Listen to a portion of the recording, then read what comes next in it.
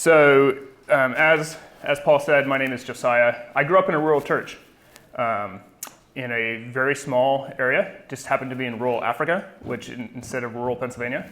But there's certainly similarities between my experience and the types of churches that many of you work at and pastor at and attend. And so it's a real joy for me to be here with you. I want to start out by sharing 3 stories. Can you hear me okay? Okay. I want to share 3 stories about a man named Tim. Okay, Tim was a missionary in Kenya at the school that I attended. I attended a missionary boarding school in the middle of nowhere in Africa, about an hour outside Nairobi, which is the capital of Kenya. And Tim was a science teacher there. And I'm just going to share 3 or 4 stories about Tim. So first, Tim used to steal his children's toys. His children would come downstairs early in the morning looking for their favorite cars, and they would not be able to find them because Tim had taken them. Tim ran the science department, and in order to do experiments, there was no way to purchase toys or other things that he could use in his science experiments, so he would steal his kids' Hot Wheel cars. He would tape sensors to them, and he would use them in the experiments for his junior and senior physics students. Another story about Tim as a teacher, he would love to do creative things and take risks. So he instituted this one very special lab where he handcrafted a bed of nails, took a piece of plywood, drove a whole bunch of 3 or 4 inch nails through the piece of plywood. Then he would take his students outside. He would take potatoes and throw potatoes at the bed of nails to where the potatoes stuck on the bed of nails. And then he would lie down on the bed of nails, have 2 cinder blocks placed on top of him, give one enterprising college senior a sledgehammer, and invite the student to smash the bricks on his chest while he laid on the bed of nails to demonstrate the way force distribution works. He would then get up off the bed of nails without any of the nails having punctured his skin. And as a student, that really dramatically illustrates the way force distribution works. Another story about Tim. Tim, as I said, he was a parent who stole from his children, but he was also a parent who, his young 5-year-old son, used to run down the hill to get him for lunch every day. And so what Tim did was Tim painted pictures on all the doors of all the science teachers' rooms. And he had all these really funny caricatures so that his son could recognize which room he was going to be in. A last story about Tim, because Tim was in Africa, Tim, when they first went out to Africa in 1988, shipped over a Maytag dryer, Maytag electric dryer. And Tim kept that dryer running for 25 years of ministry in rural Africa. The dryer would break. There was no way to replace the dryer. So what Tim would have to do is they would dry their clothes outside, but during the rainy season, that becomes quite difficult. So he would get out his Reader's Digest book that explains how to fix all common appliances, published in 1976. And Tim, I also have that book. I'm actually using that book right now to fix my dryer that just broke. And Tim took that book and he kept that dryer running for 25 years. So let me ask you some questions. And again, the way I teach, I love actual interaction. Okay, it's going to help us all stay awake and just be better for all of us. I'm just not allowed to move because this is the only microphone that works. I would prefer to move around and get closer. But from the stories I have told you, what kind of man is Tim? What have you learned about Tim from the stories I've told you? Ash. He's resourceful. He's resourceful. What else? Creative. What else? Fun. He cares for students. Cares for students. Passionate, yeah. Anything else? So let's just think about that for a minute. So Tim is actually my father, okay? And what I could have done is I could have just told you those things. I could have stood up here and I could have said, let me begin today by telling you about my dad. My dad is resourceful. My dad is creative. My dad is compassionate. And I could have communicated that to you, and you would have walked out of here kind of being able to picture what that may have meant. But what you would have actually been doing in your head is taking each of those words and mapping them onto some story that you know of compassionate or resourceful or something like that. That's how we tend to understand things.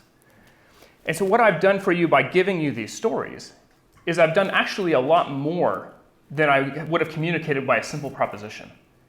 I've told you a story that illustrates the range of character and how that character applies in particular situations. And that's what the Gospels are. The Gospels are stories about Jesus rather than just a set of propositional truths. And so how I want us to begin today, I've given you a block, a space on your handout, and I've asked you to think about, just as we start, what are the unique challenges of preaching the Gospels?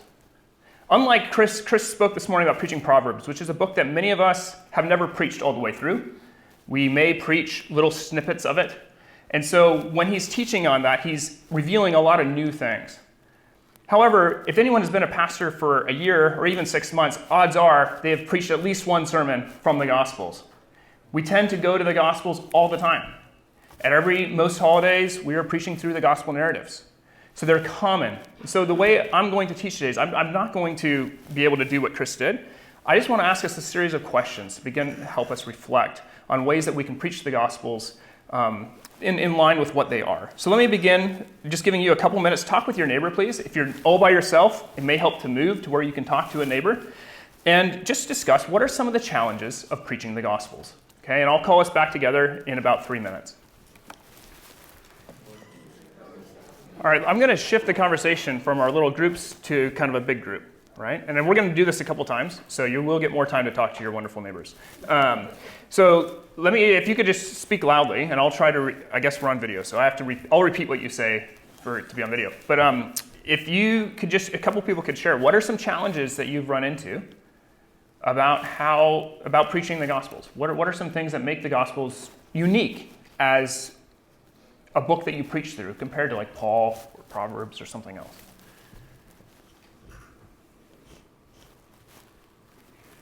It's more reporting instead of a letter. Okay. Story, following a story, following a story. Yeah, so it's a lot of sequential events, stories, without as much interpretation. At least not as much explicit interpretation or narration as we might find in a Pauline epistle, where Paul can reference stories from the Old Testament, but then he's immediately afterwards interpreting them and applying them. The Gospels, that type of application and interpretation it's implied rather than explicit, right? What else? What else might be a challenge of preaching a gospel narrative? The stories are often very familiar, so whenever you're actually preaching about it, you have to navigate the reality that a lot of people in the congregation may be thinking, oh, I've heard this story before, I know what this story means, but have you found something in that text, making sure you actually convey that well and keep their attention throughout the whole sermon. Yeah, if there's one part of the Bible that most people have at least some experience with, it's probably most of the stories about Jesus. Yes? Just the opposite of what he said, because we can't assume today that people know the stories of the gospel. We need to find a way to explain them.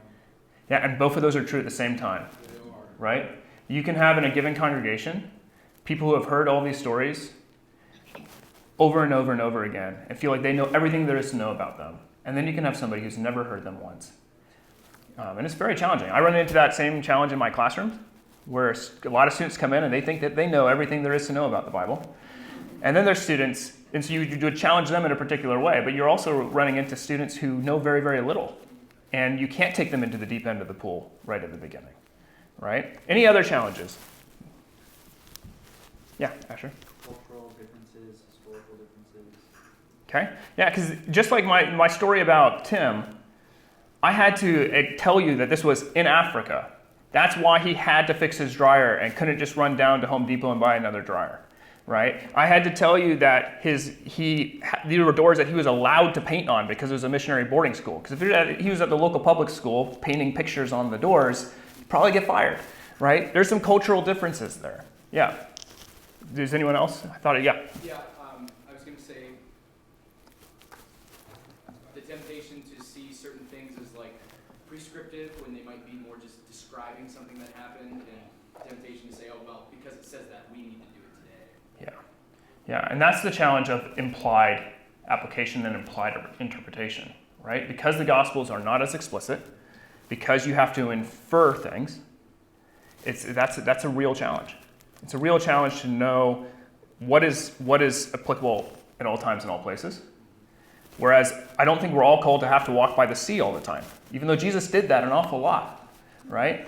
And so that'd be a real problem for those of us who live a long ways from the sea, right? So those kinds of challenges are all very real. So what I want to do in the next 45 minutes, obviously, is not, solve every problem, but just raise a couple questions. So what I'm going to try to do is, for the next 15 minutes or so, I want us to talk around how do we preach the Gospels as a narrative in a big picture.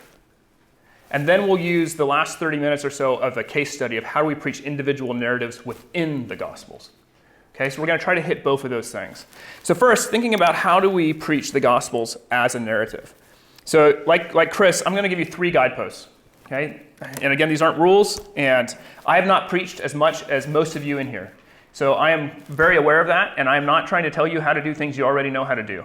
I'm just raising questions based on a life sitting in the pews, listening to sermons, and having been someone who has studied the Gospels, particularly over the last couple years. Number one, my first guidepost would be preach the Gospels in accord with their genre. So what does that mean, right? On the one hand, I think we all know that the genre of the Gospels is story or narrative. Recent scholarship on the Gospels has clued us in that the Gospels are not unique utterly unique, right? There were a lot of ancient stories that did something very similar to what the Gospels do. Plutarch writes lots of stories about the Roman emperors that look very, very similar to the Gospels in form and style. And so it's helpful to just recognize that. The Gospels are what we would call an ancient biography. So when you think about a biography of somebody, what are the things that come to your mind? Well, biographies, they're meant to be accurate and give a compelling picture of who the person are, and the Gospels are too. So we can trust the Gospels' reliability and their portrayal of Jesus. At the same time, most biographies, even those that are trying to give you a very objective picture of somebody, every biography has an angle. Every biographer is choosing which stories to include, and they have a purpose. They want to persuade their reader of something, both about this figure and about themselves. And the Gospels are no different. The Gospels are biased, right? The Gospels are not neutral records of who Jesus was and what he did. Every single Gospel author is intentionally interpreting the events because they want to persuade you that Jesus is who he says he is, right? And that's not a problem, actually. That's not something we have to defend, right? The Gospels can be reliable and they can be biased, right? Because these are written by people who either encountered Jesus themselves or who were next to him and talked to people that did. And so they are trying to persuade you, just like I did with my stories. I did not tell you every story about my dad, right? I was trying to persuade you of certain things about his character. The more we would talk, I would also let you know that there are some challenges in his character, right? There are some things that rub me the wrong way, right? But ultimately, I really respect my dad and I love him, and I wanted you to walk away with a favorable picture of him. And the Gospels are doing that too. They want you to walk away with the picture that Jesus is who he claimed to be, and that his death means something for everybody. And the way that ancient biographies did this is they would use examples of the person's life, and they would focus on how the person's life started, and then they would spend a lot of time on how the person died. Because how the person died confirmed the reality of their life. If you had an amazing life and did amazing things and died in a shameful way, it's as if it was all for naught. If you had a horrible life and died in an awesome way, it's a reversal. And so that's why the Gospels have spent so much time on Jesus' death, because to an ancient audience, that's what they would expect. And the way that Jesus dies and the resurrection that happens afterwards confirm the reality of the story they've told you about Jesus. So I want us just to think, and again, I'm just going to ask you to do this in your groups. If that is the purpose of the Gospels, big picture, like all 4 together, their purpose is to persuade you of certain claims about Jesus. Why do the Gospel authors write in stories and not letters? Why are the Gospels not creedal statements? It would be a lot easier if every Gospel writer, if Mark just said, I encountered Jesus, he was fully God and fully man. He had both a divine will and a human will. He was conceived of the Virgin Mary and begotten of God. Like, that would be, in one sense, so much easier for all the controversies we've had to endure over 2,000 years of church history, theologically. But the Gospels didn't do that. So why are the Gospels narratives? What do you think? Like, why are these stories, and how does that story align with their purpose? So again, turn to your neighbor, to those sitting around you, and just brainstorm. And we'll do that for about a minute, and then I'll call us back together. All right. Again, let's turn from our neighbors to the big group. What are some things that you think? How does the Gospel's narrative form align with their purpose of communicating a message about who Jesus is and the significance of God's intervention in the world through Jesus? How did the Gospel's story form align with that? Asher? It's engaging. It's engaging. Okay. Memorable. Memorable. It's the way Jesus taught them. Yes, the way Jesus taught them. Right? And the Gospels preserve that too. They preserve all these stories that Jesus told, and then they tell you more stories about Jesus. Historical. Yeah. This isn't fantasy they're writing. I mean, they are retelling eyewitness accounts. Exactly, right? And what's interesting, though, is there are accounts. The Gospel of Thomas, which is an apocryphal gospel, which is not part of our canon, is just a collection of sayings without any of the stories, right? And on the one hand, we can think that that's all we need. We just need to know what Jesus taught. But actually, the historical reality of how Jesus lived is of immense theological value, right? Not only because it shows us that he didn't sin and those kinds of things, but we are called to emulate Jesus in some ways, right? And you need, just like my stories of Tim help you understand how he lived beyond just the principle, the gospel narratives go beyond just mere sayings of Jesus in ways that communicate what this actually looks like on the ground around real people, to where you can walk away with an impression of this is actually how Jesus would have talked to somebody, how Jesus would have spoken and acted. Yeah? And I would add to that is the time in which it was written, the distance between the actual events and when it was written down.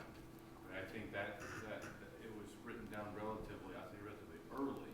So it's not like we're talking about an eyewitness account that's 300 years afterwards, though Yeah. it still could be true. The reality is, so close to the happenings of it, again, just bears witness to the historical reality. Yeah. Yeah, and the Gospels are both historically reliable and interpreted accounts at the same time. And that's really important too, because the Gospels, you need to be able to trust the author and trust their story, right? You had to trust what I was saying about Tim, right?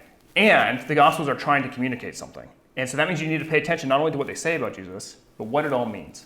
Yeah. Jesus' emotional life is on full display. He wept, he got angry, just the whole gamut of emotions is there, and that's stripped away in that creed. You know what I'm saying? Yeah. So. Yeah. So particularly, we tend to learn through stories. Right? There's a reason that we teach our kids beginning with stories. So the historical reliability is essential, because that way we know the stories we're telling them are true. But it's very, very important that the Gospels tell stories at all. Right? They could have just given us a list of facts about his life, and that would have been historically reliable. The fact that they tell us stories is how people learn and engage and remember, and that's the same in the ancient world and the same for all the people in our pews. Right? So that's why we have to preach the Gospels as narratives, because it helps our people engage with Jesus and encounter him in a way that my daughter's 8, and she often asks me, she's like, I want to believe in God, and it's just really hard. I don't feel like he's real. I see you, I see my brothers. How do I know that God is real? And a reliable account of who Jesus is that paints pictures of how he interacted with the world helps that become real in a very tangible way. A second guidepost for thinking through the narratives is that I would encourage you to preach the Gospels with an eye toward their purpose.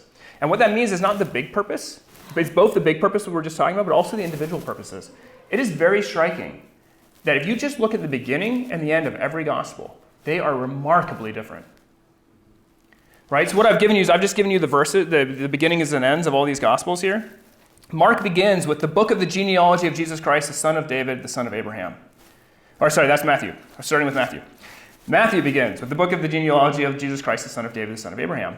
And then Matthew ends with Jesus claiming all authority in heaven and on earth, encouraging people to go out and preach, make disciples of all nations, teaching them to observe all that he has commanded them, and promising to be with them. Right? That's a very, in Matthew doesn't narrate the ascension. It ends with Jesus promising to be with his people. Why? What is the purpose of Matthew's gospel? Most scholars would agree that Matthew's purpose is to tell you that it's the son of David. It is a Jewish Messiah that has also included the Gentiles, and that is with you in your trials and your struggles in a world that doesn't believe. Whereas Mark's purpose is, Mark is the gospel of the good news that God has proclaimed, right? And then it ends with the women running away from the tomb in fear.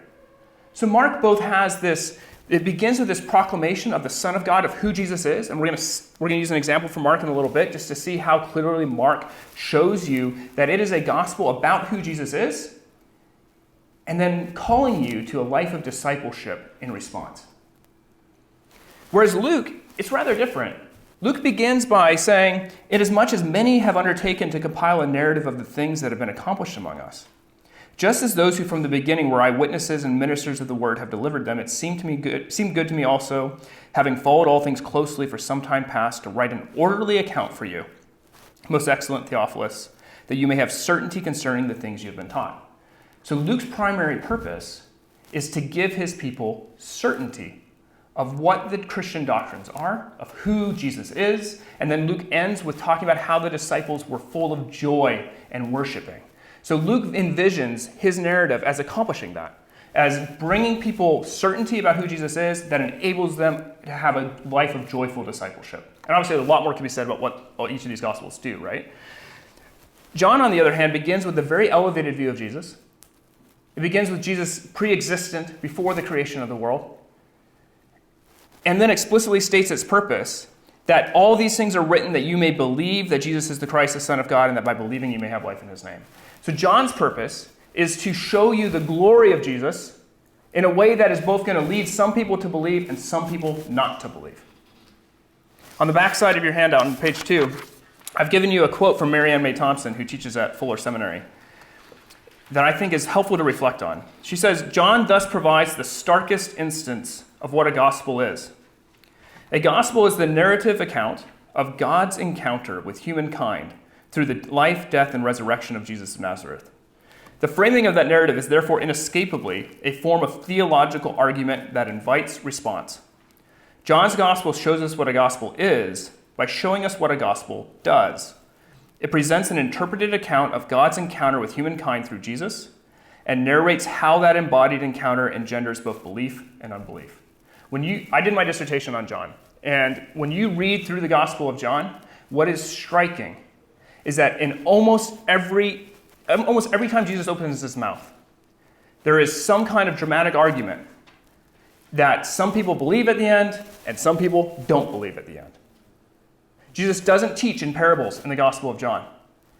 Everything that happens in the Gospel of John either pushes you towards belief or unbelief. That's different than what Mark is doing. Right? They all are unified in their shared purpose of giving you an account of who Jesus is and why to believe in him, and they all do that in different ways with different unique purposes. So the question then, which leads to my third guidepost, is that we need to preach the Gospels while respecting their individuality. So if that's part of how the Gospels are distinct from one another, how do we honor those distinctives from the pulpit? If we're thinking about ways where everyone is familiar with all of these stories, how do we help these stories come alive for our congregations? We need to situate them in the bigger story of each gospel's unique context and purpose. So that when I preach John, or when I preach Mark, it's not that nobody in my congregation should be able to walk away thinking that these are two different Jesuses, right? Just to be clear, don't hear what I'm not saying, okay? But they should encounter different parts of who Jesus is. They should encounter Jesus in a little bit different way when they read through John and when they read through Mark. That's how we honor the fact that we actually have 4 Gospels that give us 4 different pictures of who Jesus is. There should be a little bit different flavor to when I'm preaching through Mark, which is very hurried gospel, uses the word immediately all the time, right? We should be feeling that kind of rush. Whereas when we get to Luke, Luke was associated with the ox for a reason, because oxes are slow and plodding animals. And that's how the Gospel of Luke moves. Slow and plodding, giving you certainty in who Jesus is, saying a whole lot more than the Gospel of Mark does. Not because he's trying to contradict Mark, but because he wants you to walk away with certainty. And John is doing something entirely different. So again, I was going to have us turn to our neighbors. I'm not going to just because of time. But I think that that's an interesting question for reflection. When you've preached through these Gospels, do you tend to preach them in ways where Jesus sounds the same in every Gospel? Or do we honor the individuality of the fact that we actually have 4 of them in the canon?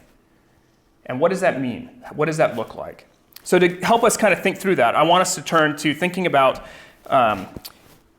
preaching an individual narrative in an individual gospel in a way that kind of aligns with some of these guideposts. So I've chosen as an example Mark chapter 2, verses 1 through 12, which is one of my favorite stories in the Gospel of Mark. So if you have a Bible with you, I'd encourage you to open it. I'm going to read the story and then just kind of talk through it a little bit. Mark chapter 2, verses 1 through 12. My gospel has a heading on it that says, when Jesus heals a paralytic. And when he returned to Capernaum after some days, I'm reading the ESV here, it was reported that he was at home. And many were gathered together so that there was no more room, not even at the door. And he was preaching the word to him. And they came, bringing to him a paralytic carried by 4. My version says men. In the Greek, it just says by 4, right? And that's going to be important in a minute. And when they could not get near him because of the crowd, they removed the roof above him. And when they had made an opening, they let down the bed on which the paralytic lay. And when Jesus saw their faith, he said to the paralytic, "Son, your sins are forgiven." Now some of the scribes were sitting there, questioning in their hearts, "Why does this man speak like this? He's blaspheming. Who can forgive sins but God alone?" And immediately Jesus, perceiving in his spirit that they thus questioned within themselves, said to them, "Why do you question these things in your hearts? Which is easier, to say to the paralytic, 'Your sins are forgiven,' or to say, 'Rise, take up your bed, and walk'? But that you may know that the Son of Man has authority on earth to forgive sins, he said to the paralytic, 'I say to you, rise up, pick up your bed, and go home.' And he rose and immediately picked up his bed and went out before them all, so that they were all amazed and glorified God, saying, we never saw anything like this." It's an amazing story, right? I mean, but it's also one that's very, very familiar. I've heard this story preached on countless times in my life in the church. And so the challenge of preaching this is, what is the main point of this story? What does this story reveal about Jesus? How does this story fit into Mark's purpose? So let me just, again, suggest a couple guideposts for how to think about this. One, I would encourage us to preach the story in line with its place in the bigger story. So if I'm doing work on this passage, and I'm trying to think through how am I going to preach this passage to my people, my first question should not be, what does this story mean? My first question should be, how does this story fit in the overarching plot of the Gospel of Mark? Because Mark, like any good story, has a plot. It has a range. And what's really fascinating about this story is look at verse 7. What are all the scribes accusing Jesus of? They say he is blaspheming. That word only occurs in the Gospel of Mark 3 times. It occurs here, and then it occurs at Jesus' trial, when he is accused of blaspheming, and then it occurs when Jesus is on the cross and everyone is blaspheming Jesus. The word that Mark uses to describe the mockery that people are throwing at Jesus on the cross is that he says that they are blaspheming him. It's very interesting. So that means that Mark fits into this bigger theme, or this passage fits into a bigger theme in the Gospel of Mark. It fits into this theme of it is beginning to relate the conflict that it's going to have, and it is showing you at the very beginning of the Gospel the reason that Jesus is going to be killed 14 minus 2, 12 chapters later, right? at this early stage, he's pointing to exactly the type of, he's showing you what's going to happen, right? It fits into the broader arc. Second guidepost would be to preach the story in accord with its narrative form. So we want to think about the immediate context. When you read through Mark chapter 1, you see an increasing escalation in revelation of Jesus' power, right? Every story in Mark 1 is very, very positive, right? You see Jesus cast out demons in Capernaum, and this story takes place in Capernaum, right? So a lot of things are happening in Capernaum. He's casted out demons, he heals sickness, then he moves outside the town, he heals leprosy, which is ritual impurity, where he touches somebody who is ritually impure, and now he's dealing with moral impurity, sin, right? So we can see that this story is the escalation in that way. Then we can see that the story is the beginning of escalating conflict, because this is the first time in the Gospel of Mark there's any conflict. It continues in chapter 2, verses 15 to 17. There's conflict with the scribes and the Pharisees of eating with sinners. Then there's going to be conflict with people over fasting. Then there's going to be conflict over Sabbath observance. Then there's going to be conflict about healing on the Sabbath. Then there's going to be conflict about casting out demons and the source of Jesus' power. Then there's going to be conflict with Jesus' family, who all think he's crazy, right? And that's just in the first 3 chapters. Okay? So what we see when we're beginning to think through how do we preach this story to people, it's not just enough to take the story in an isolated form and say, what is the main point of this story? This story is part of a bigger narrative, and it is a hinge on which the whole narrative is going to unfold. Right? So then your quest as a preacher is not just to tell them what it means, but to help them see how it unlocks that for them. Does that make sense? Which I think pushes us away a little bit. That helps us discern what the main point of the passage is. Because we can see in this passage that there are 4 characters. There's Jesus. There's the boy. I'm going to refer to him as the boy. Because there's nothing in the text that says that this is an old man who's being healed. And the fact that Jesus calls this guy, this person that he heals, he calls him child. Again, think about a Greco-Roman culture. Or think about any culture. I'm looking at you with gray hair here in the room, okay? If I were to look at you and say, son, this is what you should do, my gut would be that you would bristle just a little bit. I mean, I'm not young. I mean, I'm not as young as some other people here in the room, but I'm also not that old. And so if I were to presume to tell you this is how you must do something, or this is what you should do, and I were to use a word like child or son, my gut is that you would bristle. Even more so in a context of high emphasis on honor and shame. Jesus is not talking to a man here. He is not talking to an adult. Most likely he is talking to an actual child. The person let down through the roof is probably an actual child. And then because the text doesn't actually say that these are 4 men bringing it in, I mean, it could be a dad and his 4 best friends who have brought this kid in. That's possible. But it's also very possible that this is just 4 of these kids' good friends. I mean, unroofing a roof is the type of thing teenagers do, right? If you imagine encountering a really packed room and you really want to get in because you really want your friend healed, it is teenagers who don't think about the consequences.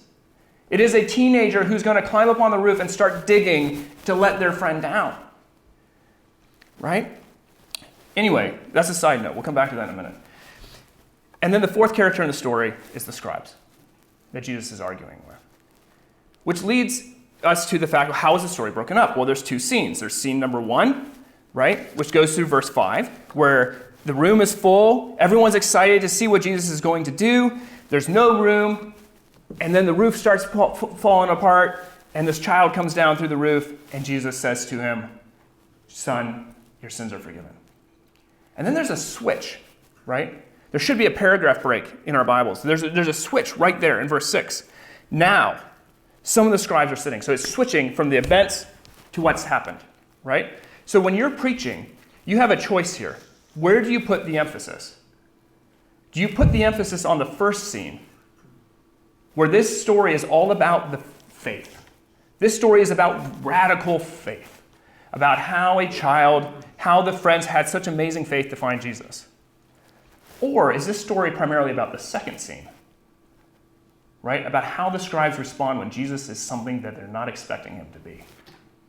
And my argument is that this whole story's emphasis is not actually about the faith of the boys at all, right? The whole episode with the faith of the boys is really just there to show you something new about Jesus.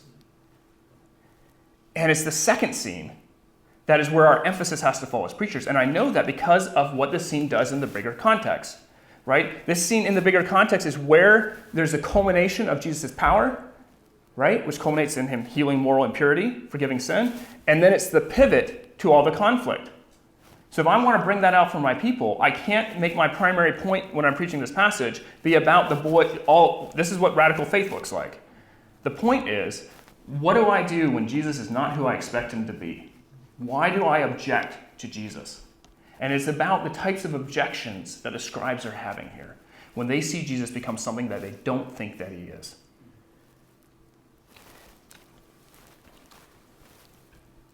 You're beginning to see that I'm moving from describing the text to beginning to make an argument here, right? And you may agree with my argument, you may not. I mean, that's fine. But just accept my argument for the sake of argument, right? Accept what I'm saying for the sake of argument, and then you can go and, I mean, you don't have to agree. But if I'm right, that this is kind of how this scene unfolds, how does this shape how we preach it? There are a lot of different ways we can preach, and they're very valid, right? And I preach through different methods and with different styles in different circumstances. But my gut would be, if I'm preaching through this text, I probably should not give a sermon about the nature of sin here, where I'm giving a didactic, I'm going to do a deductive method. Let's talk about what sin is. And I'm going to walk through, here's my 3 points, because I'm a Presbyterian, and Presbyterians love 3 points. Here's my 3 points about the nature of sin and nature of belief, or something along those lines, right? I would suggest that in order to be faithful to the story's form, an inductive approach might be really helpful, right? It might be helpful to preach in a way that surprises our people. That instead of standing up there and saying, here's the story's main point, and here are 3 pieces of supporting evidence, which is how I might unpack Paul's argument. I might say, here's the main point of what Paul is trying to say, and here's 3 pieces of evidence that support that. When I'm preaching through a gospel narrative, I might do it the way I would tell a story. I'm going to preach the story to people, and I'm going to ask leading questions to help them understand, much the way I would with my children, where I'm going to say, how do we think about this? What does this make you think about? And then we talk about how the movie we just watched unfolded, and then we move to the next piece, and so on and so forth. And again, I don't know where you are at. When I went to seminary, I'd never heard a sermon preached inductively before, ever. Every sermon I'd ever heard had been preached deductively. Here's the main point, here's 3 supporting points, and so on. And it really opened my eyes. And some of you may already do this, and are probably better at this than me. But if you haven't done this before, I would encourage you to consider it as a different way of helping our people unlock parts of the story that are there. So what would that look like? Well, what you have to do is you have to start, your big idea, you know what this means, right? That the story is ultimately about why do people object to Jesus, right? And it's revealing Jesus' divinity and divine authority, his ability to forgive moral sin, right? That's what the story is revealing. So instead of just saying that that's what the story is about, how can I begin the sermon with a question? How can I begin the sermon with a question that helps my people walk along with me and discover that truth in the text itself? Right? Because again, these texts are inductive, they're implying things. The interpretation isn't just there. So I'm going to help my people learn how to read the text well by modeling that from the pulpit. So I might begin with like a question, such as, who do we expect Jesus to be? You may have heard of this person named Jesus. Who do you expect him to be? You may have heard of him because your coworker swore the other day and said, "Oh, Jesus Christ," right? And that may make that's all you know about Jesus. Or you may know about Jesus because you grew up in the church and you have already in your head all these pictures of Jesus. Who do we expect Jesus to be? In the Gospel of Mark, up to this point, we've learned some things about this person named Jesus. We've learned that he heals. He's drawing massive crowds. He is drawing the types of crowds that Taylor Swift could only dream of, right? He's sitting there and people are coming to him, flocking to him, so much so that he has had to wander around in the wilderness because there's no room for him to go anywhere. And then he braves it all and he sneaks home and everyone hears that he's home and now there is no room for him even to sit or eat and people are piling at the doors, right? And again, you see what I'm doing there? I'm beginning to frame this as a question of who do we expect Jesus to be in a way that invites our people to imagine the story and its context. And then what we have to do is we have to connect the question to the context of the passage, which is what I just tried to do, that people came to Jesus expecting him to heal. Right? So who do we expect Jesus to be? At this point, this is not the beginning of the Gospel of Mark, so we have expectations already established. If you go to see Taylor Swift, you expect her to sing. If she stood up there and gave you a lecture, something would be off, right? You'd be like, what did I pay for? Right? Whereas when you encounter Jesus, you're expecting him to heal. And then you can tell the story. And then you can note that what is really surprising here is that Jesus sees a boy on the ground and doesn't heal him. Instead, he says, son, your sins are forgiven. Which leads us to the second scene, which is about what do you do when Jesus does something you don't expect? Right? And then that helps our people move through the story, seeing how it connects to the previous narrative, into what's going to come throughout the rest of the Gospel of Mark, which is how do you respond to Jesus when he's not who you expect him to be? And we can unpack why he's not that way, and so on. One more kind of guidepost around here is I would encourage you to engage the audience's imagination. Such as, what do teenage boys like to do? The fact that the Gospels tell us stories, I think, invites our imagination. They invite us to picture Jesus. There's a reason why the TV show The Chosen is so popular. Right? The best advertisement I ever saw for The Chosen, I heard it on the radio, is like, it's that show that your mom has been telling you to watch for years and years and you haven't watched yet. You need to come watch it. And that's the case with me, right? I'm a biblical scholar. It's hard for me to sit down and watch The Chosen. Because all I can think about is it right or is it wrong? And, there's parts of it that are really good, but like that's my job. That's my day job, is to do what The Chosen kind of does, and it's hard for me to sit down and watch it. But my mom loves it. She's watched the entire thing 3 or 4 times. Why does it attract my mom? Because it helps her imagine what's going on, right? The gospel narratives, like we need to be very careful. Again, don't hear what I'm not saying. I'm not saying we just invent details to fill in all the gaps in the Gospels, right? And you have to be very careful when you talk to your people about what is your imagination and what is the text actually saying, right? We have to be very protective in that way. But I think there's a space to help our people imagine what this would have been like. So I don't actually need to provide a ton of sermon illustrations for a text like this. I can just help us say, let's imagine that we're sitting there in this crowded room. It's really hot. It's really warm. Our bodies, we're right up. It's like the New York City subway. We are crammed together. I do not want, look at you all in this room. Look how spread out you are. When given the choice, people in our culture tend to spread out. I had to force some of you to come down from the back rows down here, right? And it made you uncomfortable, right? This is a context where everyone is piled together. It is smelly. It is hot. There's no overhead lighting. The room is dark. And people are trying to stay awake listening to Jesus speak. And they're waiting to see what he's going to do. And then suddenly they hear a thump on the roof. And a little bit of dust kind of sprinkles down. And then there's another thud. And they can hear some voices. And they're trying to pay attention to Jesus, but they start hearing things, they start seeing things fall down from the roof. And then suddenly, one of them, who's sitting right across from Jesus like you are, gets hit with a piece of mud that fell from the roof. The way Mark tells the story, it's as if it just happens instantly. As if they just opened a panel, and it's done. This would have taken time. It would have taken time for the roof to be pulled apart and a big enough space for them to let down a boy lying down. So even if this is a boy, which again helps this image, this isn't a 6-foot-tall man, right? That would be something. The whole roof would probably collapse if this was a 6-foot-tall person, right? Let's imagine it's a little kid, right? 3 feet tall. That's still 3-foot space that you need to unearth. That takes some time. And in a dark room, suddenly there's light streaming through the roof. Does Jesus keep talking? Has everyone just stopped and waiting for this to happen? And then imagine it. Jesus, what does this reveal about the character of Jesus? Because again, the point of the story is not the boy's faith. The point of the story is about Jesus. It's about who Jesus is. So what does it reveal about Jesus?